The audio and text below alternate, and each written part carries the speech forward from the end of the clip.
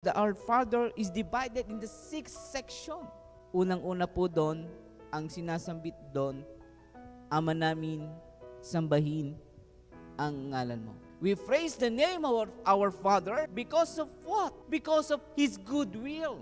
Because of our salvation. Kaya nga, pag tayo nagdarasal, hindi mo laging sinasabi, Ama ko, Ama mo. We are considered as the we, our Father, kasi yung Ama niya, Ama mo, Ama ko, Ama nating lahat ay iisa. Pinapupurihan natin ang ngalan ng Panginoon because of His goodwill. Ano ba yung goodwill na ginawa niya sa atin? Yung tayo iligtas, isugo ang kanyang bugtong na anak na si Jesus upang tayo, masalba sa ating kasalanan.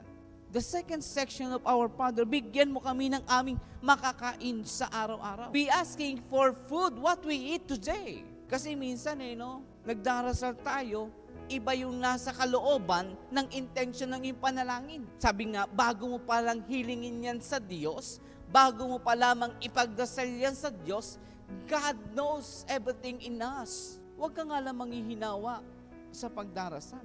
Huwag ka nga lang mapapagod. Bigyan mo kami ng kakanin sa araw-araw, which means we need this food. Not only our physical food, but spiritual food. The third section, sinasabi ng Diyos sa atin, magsimula na sana ang iyong paghahari. It's all about time that God as a King today, but not tomorrow, but not yesterday, but every day in our life. Sino nga ba naghahari sa ating puso? Baka mamaya, iba na ang laman ng iyong puso. Baka mamaya, iba na ang iyong pinaghaharian. Ito yung pumapasok sa mundo natin ngayon, Iba na yung kinukonsider nilang hari. Bakit? Kasi nakakalimot na sila sa Diyos. The fourth section is, patawarin mo kami sa aming mga kasalanan. We asking the forgiveness of Christ. Kaya nga sabihin mo sa Panginoon, patawarin mo ako kung nagkasala laban sa isip, sa salita at gawa. Kaya nga lagi sinasabi sa atin ng Diyos, humayo ka na at huwag ka na muli magkakasala pa. Ang pagkakasala ba natin is choice ng Panginoon? Hindi. It's our own choice. Kaya nga kuminsan, alam mo nang mali, alam mo na ikaw ay nagkakasala, bakit patuloy ka pa rin sa pagkakasala? Nagkukulang ba ang Diyos sa iyo? Hindi. Sa bawat pagkakasala natin, God is always forgiven. Pinapatawad tayo ng Diyos. Kaya nga sabihin lang natin, Panginoon, patawarin mo ako, nagkasala sa iyo. Kagalakan sa Panginoon, ang makita niya ang kanyang anak na lumalapit sa kumpisal at tumihingi ng kapatawaran sa nagawa niyang pagkakasala.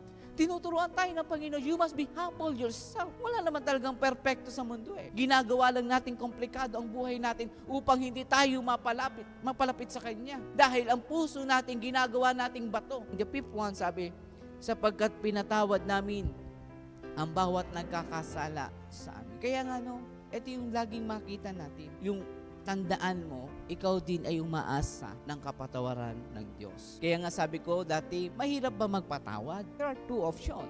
Yes, mahirap. Bakit? Dahil ginagawa mong bato ang puso mo.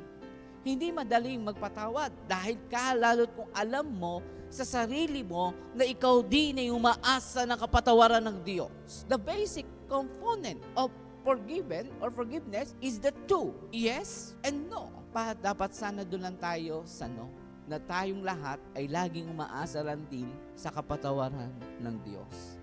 And the last section, in our Father, huwag mo kaming iharap sa mahigpit na pagsubok.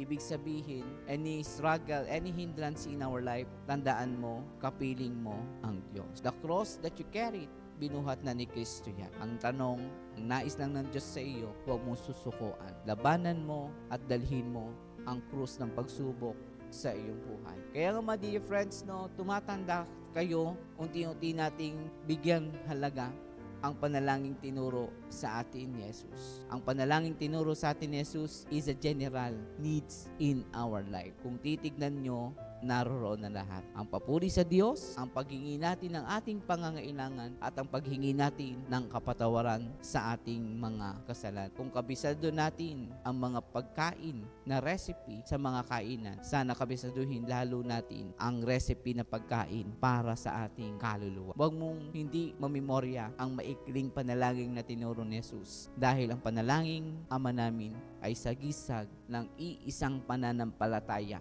at pagtitiwala natin sa Diyos. Amen.